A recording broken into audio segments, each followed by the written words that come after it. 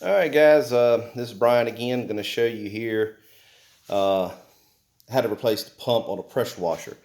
I had a viewer asked, could I put together a video on how to do this? So here we are.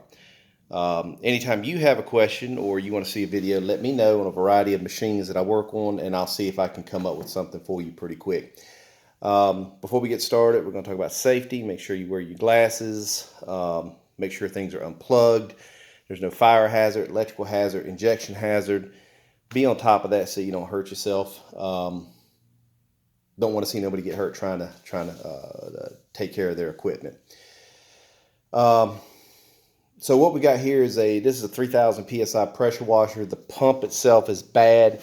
If you check the fluid in it, it's full of water and oil, which tells me that the seals are bad, as well as the piston. At least one of the three is bad.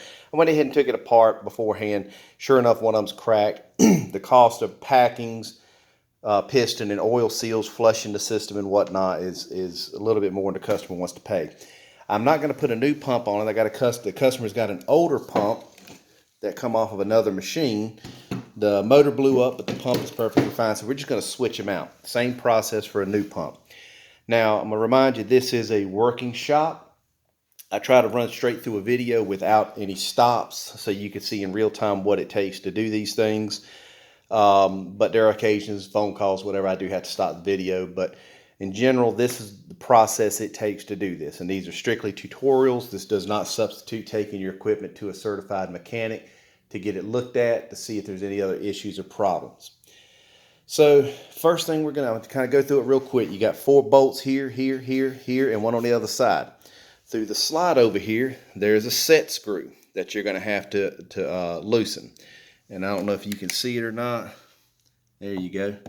Set screw right there. All right. So first thing we're going to do, take the Allen wrench. We're going to stick it in there and loosen that screw. And honestly, I don't know why this screw is even in there, because once this thing's bolted together, that key on the inside is not going to move, nor is the pump, because you're bolted down. All right, so that set screw is loosened up. And like I said, this is going to be very similar. Larger machines, smaller machines, this is going to be very similar. There's very little difference in this on a horizontal mount setup. Belt drive's different.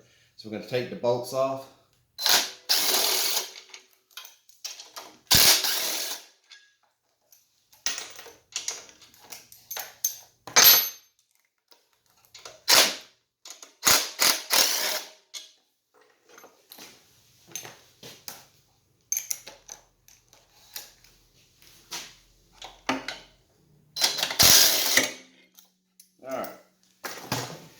Now, sometimes when they've been on for a long time, they can be a bit of a pain to get off of here.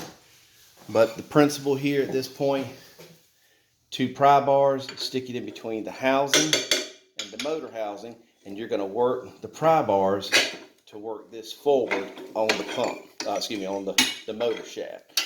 Now, you don't want to press against the plate, because if you do, you're liable to damage. So you want to be careful with this. And there's times you're going to have to work this out yourself on how to get this out of here, because they want to bind that. Hold on, we got a customer. All right, we're back. Okay, so again, you want to take your pry bars, you're going to stick them in between, and you're going to pry on it. Now, what you can do, that shaft on the inside will bind inside of the coupler. So if you'll take your pry bar, stick it right on the shaft inside of the pump, between the motor and the pump, and just hit it a few times, that shock will loosen the coupler from the motor shaft. And stick your pry bars in and just try to work it off. Again, sometimes they want to be a pain.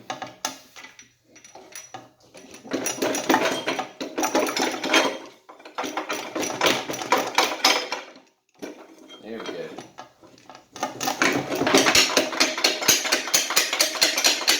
Now it sounds like I'm beating the crap out of the motor, but it's fairly loose, and it's just the vibration has helped slide this thing forward. There you go. So you see what you got. You got a keyway here. There's your shear key. You got your motor shaft, and then you have the inside of the pump coupler right here. And there's where your keyway is. We'll move this out of the way.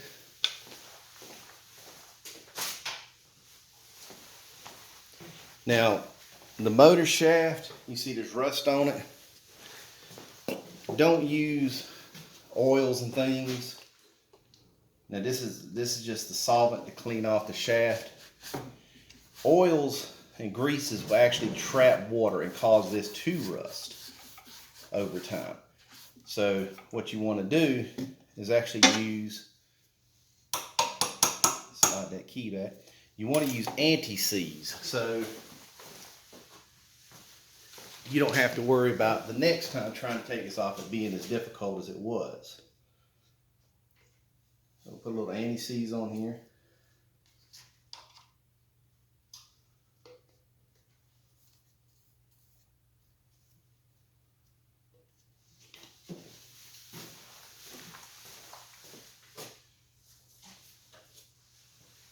Once you've got that on, again, this is an old pump, but the pump is good. It's the same principle.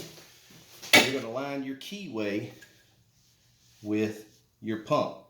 Okay? So if the keyway on your pump isn't lined up with the motor, you can either flip the motor around or you can spin the coupler around. The coupler moves pretty easily. So we're going to put it about at the 1 o'clock position or so on the pump to match up with the motor. And you're just going to marry the two together. And when you push them together, make sure your key doesn't slide off of your shaft. You might have to stick your finger in there and hold it while you push the pump on. Now the pump's in place. Bring it up. Take your bolts, freehand thread them in.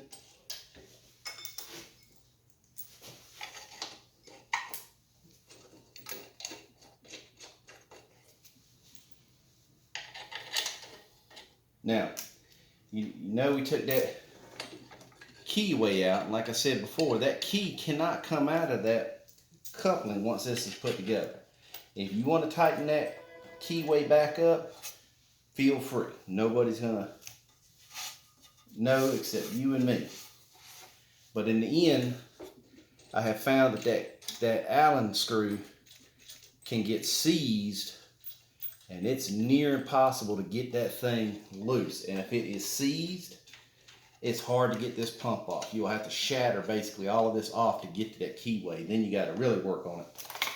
So I don't put them in, so the next time it won't be as bad to get it apart. I don't have to worry about that. So we're going to tighten these up.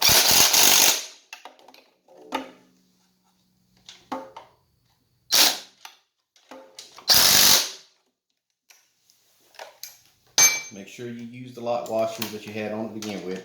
If you don't have any, put them on. All right, now the pump's on. So you're basically done putting the pump on at this point. But you're not necessarily done with the job. So at this point, under normal circumstances with a new pump, you're going to have to reset the unloader, because the unloader that comes on it is not set for any particular pressure. Now in this case, this motor is a 270 cc. This pump, most pumps will allow you to get up over 4,000 psi. The 270 may or may not handle that kind of pressure. So what you're going to do to set the pressure, you're going to come here to the unloader. You're going to back up on the pressure. So you're going to turn it counterclockwise. And on a new pump, it's going to come with this set screw in a bag. Okay? You're going to put that set screw in that collar. And before you tighten it all the way down, you're going to run that collar down. And then you're going to set this system up. You're going to run it. And then ideally what you want to do, this will get you the maximum pressure without overworking the machine. When you set everything up, you start the machine. It's building pressure with a gun and hose on it. You pull the trigger, let it run for a second. Then you're going to incrementally increase this pressure. Up, up, up. And you're going to keep going until you hear the motor start to really struggle. When the motor starts to really struggle, then you're going to back off of it slightly till the motor smooths out. Turn the machine off.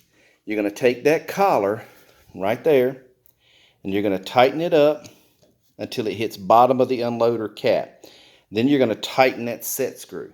Now what you've just done is you've set this pressure for the maximum amount of pressure that this motor can handle. On a 270, it's going to be less than a 390. A 390, you'll be able to get over 4,000 PSI. This is a 4,000 PSI pump, and it will actually exceed 4,000 PSI.